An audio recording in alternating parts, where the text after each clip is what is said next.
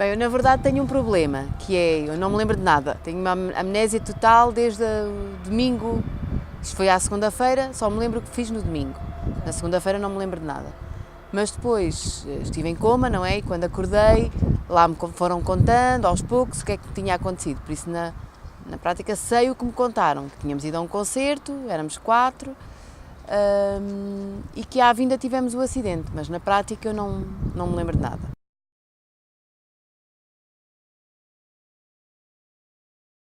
Bem, na prática o que me disseram é que nós vinhamos até devagarinho e que o outro carro vinha na direção contrária, perdeu o sentido ao carro e veio bater no nosso. E a pancada foi tão grande que nós acabámos por embater e ir de marcha atrás. O carro foi de marcha atrás e pronto, e perdeu o controle.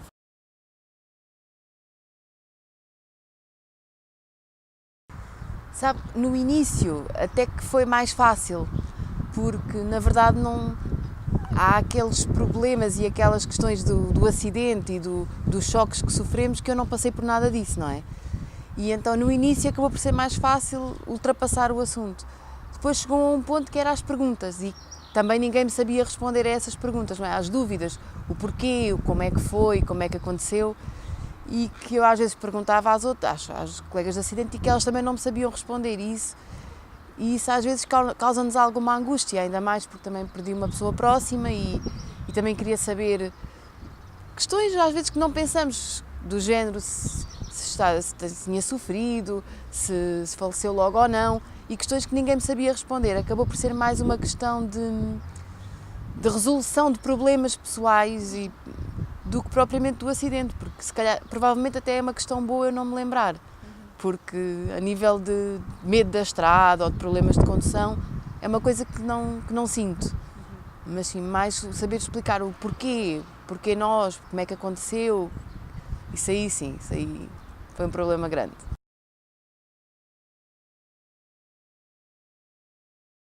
Olha, eu na verdade ainda tinha tubos, ainda não falava, na verdade foi assim um acordar devagarinho, porque uma não podia comunicar, comunicava a apontar para as letras ou a escrever em quadros, porque não conseguia falar. Por isso ia só ouvindo.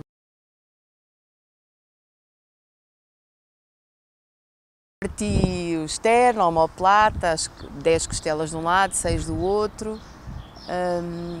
Abri a barriga toda, cortei a barriga com o cinto, perdi baço, parte do intestino, parte do fígado e pronto, ainda não ando, porque esmaguei as pernas. Se fosse partido seria mais fácil, não é? Mas como esmaguei as pernas, ainda não tenho osso, estou à espera que o osso nasça.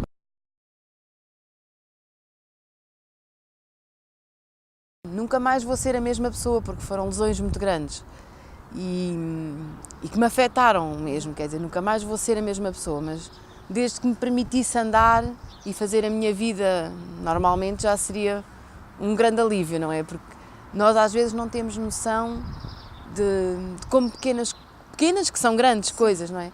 Mas de como a nossa vida muda por uma dificuldade de não podermos andar e de haver sítios que não podemos entrar e falta de condições para podermos ir. E pronto, graças a Deus tenho esta scooter que me permite ser independente, mas não é fácil viver nesta prisão.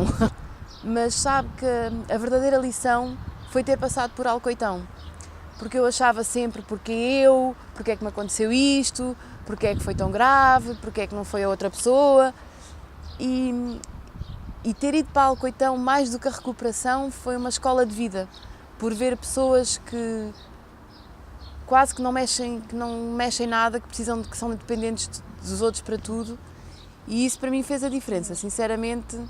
Acho que fez-me ganhar força por perceber, ok, foi mal, estou muito mal, mas ainda posso ser útil, ainda posso fazer muita coisa, não sou dependente de ninguém, não dou trabalho a ninguém, e foi sempre um ponto que eu quis afirmar na minha vida, não quero depender dos outros, só quero ir para casa quando for independente, quando conseguir viver sozinha, porque acho que também não temos que ser um fardo para os outros, e graças a Deus que o tipo de doença me permitisse, e o ter visto outras pessoas que infelizmente dependem dos outros, por um lado entristeceu, mas por outro deu-me forças, porque perceber, ok, dá a solução.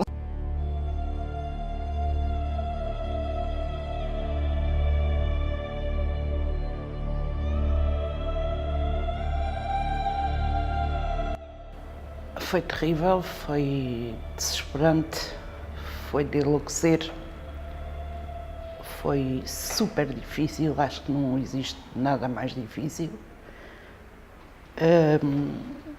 Passar-se praticamente tudo à nossa frente e um sentido de impotência enorme de não se poder fazer nada. Eu perdi tudo naquela altura.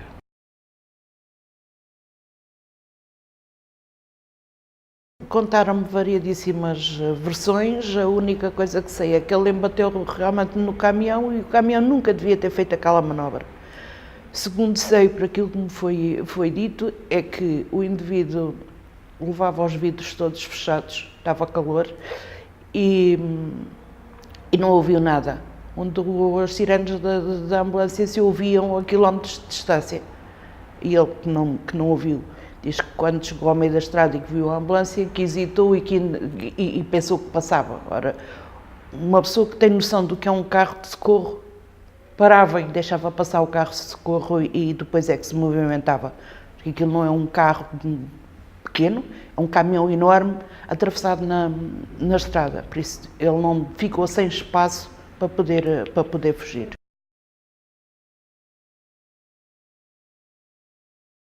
Ele desde os 18 anos que era bombeiro. Ele veio para aqui, pronto, veio com 18 anos, embora nós comemorávamos muito perto, o Pedro e o André.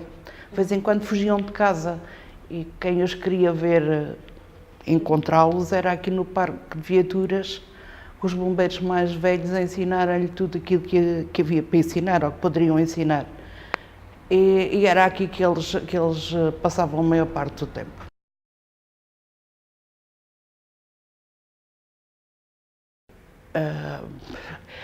É terrível e principalmente ter que passar lá quase todos os dias, não é? É a única estrada que nós temos para sair para Lisboa, não é? Para Lisboa, para Vila Franca, seja para onde for. É muito difícil passar naquele local, mesmo muito difícil. E já tenho tido situações bastante delicadas. Não há dia nenhum da minha vida que eu não me lembre. Isso é uma coisa que as pessoas podem pensar, está assim, está assado, mas não, ninguém sabe. Eu tenho uma depressão desde essa época que nunca consegui tratá-la. Eu tive uma altura que eu nem conseguia chorar. Hoje já consigo expressar os meus sentimentos de uma maneira diferente, mas é muito difícil de gerir esta situação.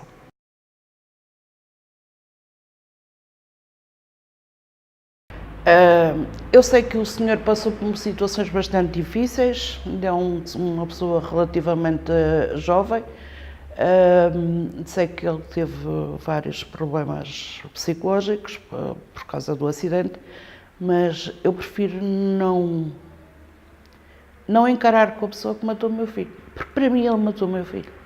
Para mim ele não teria uma única palavra de consolo.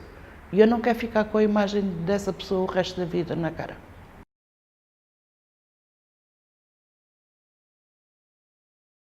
Eu acho que é benéfico principalmente para chamar a atenção, porque para resolver esta situação, ela nunca se vai resolver porque cada vez há mais caminhões, mas pelo menos haveria uma ajuda, um traço contínuo, algumas rotundas, sinalização, não deixar virar à esquerda porque o virar à esquerda de um caminhão é terrível.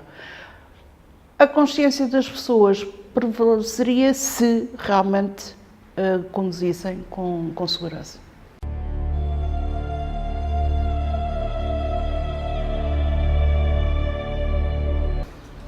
Do ponto de vista emocional é uma recordação difícil, obviamente. Eu tinha acabado de chegar à casa do trabalho e recebi um telefonema, ainda hoje não sei de quem, de alguém que através do telemóvel do meu pai conseguiu o meu contacto Ao perceber que eu era o filho, disse, olha, passou-se aqui um problema, um acidente na Nacional 3, junto aqui a Vila Nova da Rainha, se puder venha cá, rapidamente, que é uma situação complicada. E foi o que eu fiz, por todos os meios que tive possível, coloquei-me lá muito rapidamente. Tive uma situação em que tinha o meu pai e a minha mãe ali muito perto, obviamente que não podia estar em contacto com eles.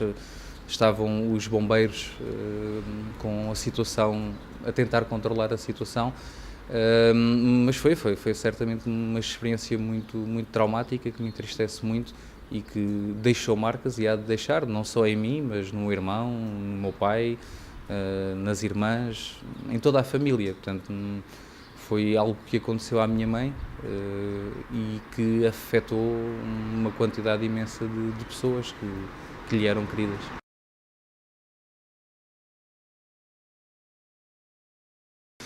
Bom, o acidente, os meus pais vinham de uma consulta e algo se sucedeu. Portanto, o meu pai não tem memória do momento em que se desviou da estrada, mas houve um desvio da estrada para a berma e na berma, onde supostamente será uma escapatória, será proibido estacionar, e é proibido estacionar naquele local. Aquilo é mesmo dentro de Vila Nova da Rainha, a seguir àquele separador central que tem a paragem do autocarro. Estavam, como é habitual, uma série de caminhões estacionados. E foi num desses caminhões, numa galera, na parte de trás de uma galera, que o carro foi embater. Embateu mais violentamente com o lado da minha mãe, portanto com o lado direito do carro, daí ter resultado naquilo que resultou. Portanto, o meu pai não tem recordação se se adormeceu, se foi a própria ovalização da estrada que provocou o desvio do carro, se foi alguma distração, se foi algum adormecimento. Não há essa recordação. O que é certo é que era supostamente em condições normais, em condições em que as regras de segurança estavam asseguradas, ou simplesmente numa situação em que as regras eram cumpridas, porque efetivamente era proibido estacionar, o desfecho teria sido completamente diferente. Teria tido tempo de, se calhar, de reagir e voltar à estrada, teria embatido na berma e não na parte traseira de um caminhão que não deveria lá estar.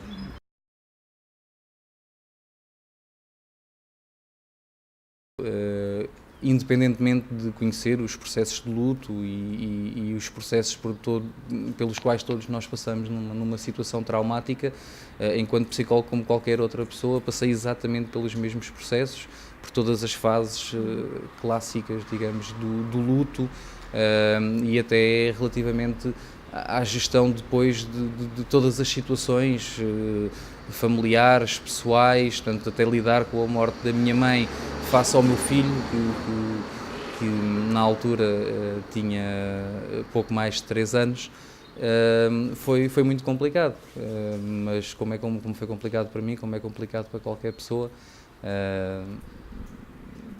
algo que ficará. Vamos recuperando, vamos aceitando esse facto, mas é algo que nos acompanha e fica a saudade.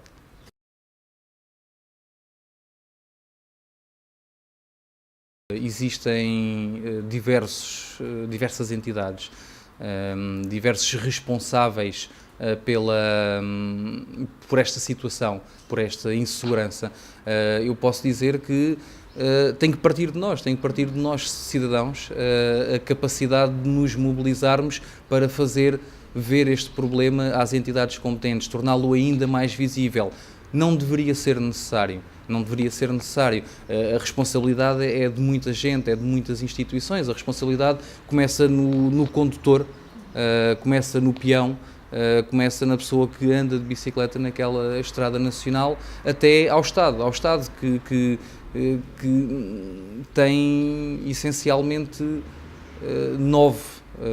8 prioridades na Constituição da República, e uma é garantir a qualidade de vida e o bem-estar das pessoas.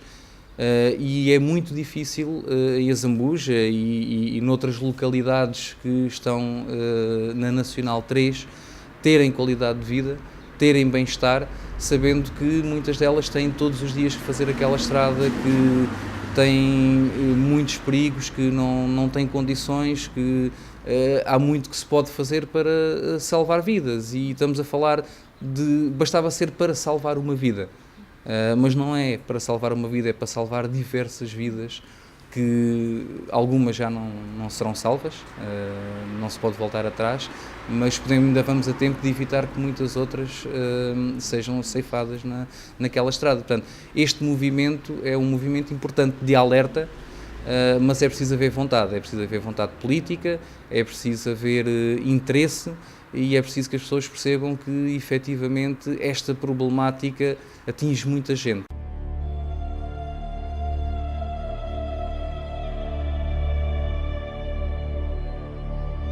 Eu do acidente pouco sei, porque eu só me telefonaram, era meia-noite e 10, do Hospital de São José, a dizer que ele tinha sido atropelado e que estava no hospital. Soube, entretanto, que ele tinha sido albarroado por um carro, que fugiu com a bicicleta debaixo do carro, que estava em estado muito grave. Prontos, pormenores que ele tinha aberto a cabeça, que tinha tido um ferimento muito grave. Sei que o senhor fugiu, sei que a polícia, entretanto, veio em sentido contrário, que viu o senhor com a bicicleta debaixo do carro, que o mandou parar, porque ele, entretanto, largou a bicicleta, saiu nas lombas de Vila Nova da Rainha. Basicamente é isto que eu sei do acidente, que ele estava alcoolizado, com 56 de álcool no sangue.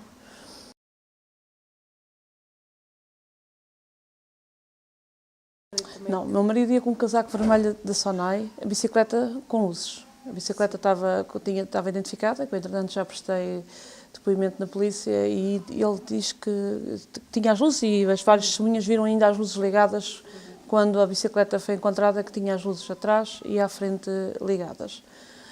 O colete ele não levava o casaco vermelho. Foi ao pé das bombas da Galp, que tem visibilidade, digo eu, pelo menos eu passo lá, e uma berma extremamente larga, que costuma estar ali caminhões parados, e o meu marido ia sempre na berma. Ele nesse aspecto era muito cuidadoso.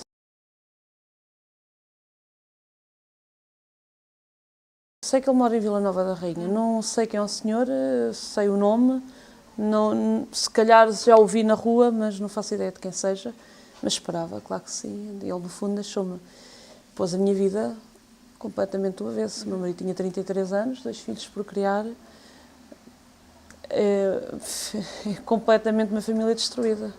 Era comum, se houvesse algum peso na consciência, de procurar e tentar se desculpar, não, apesar que não haver desculpa, porque quem bebe como ele bebe, pelo que eu sei, que continua a beber, apesar de já não ser na Zambuja, no Carregado, porque as pessoas falam e comentam que o veem,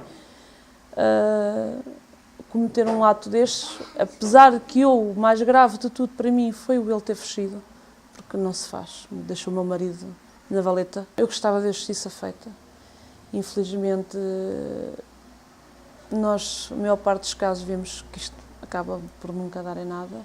Gostaria que o senhor, se visse isto, que pusesse a mão na consciência e pelo menos parasse de beber quando conduz. Porque um dia pode voltar a fazer o mesmo, um dia pode não ter tanta sorte de conseguir sair ileso.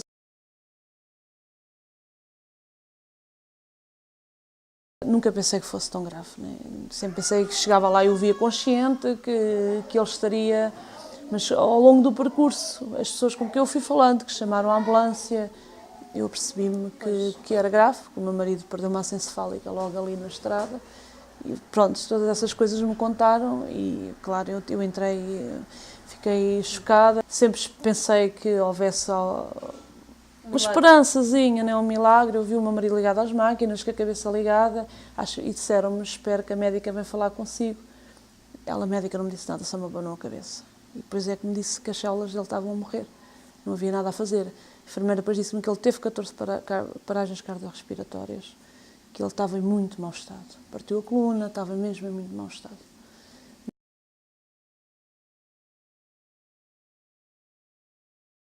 Uma vida em comum, com muitos sonhos, muitas alegrias por viver, muitos planos em conjunto.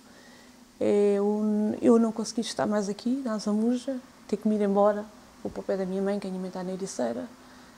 é o mudar a minha vida completamente e a dos meus filhos.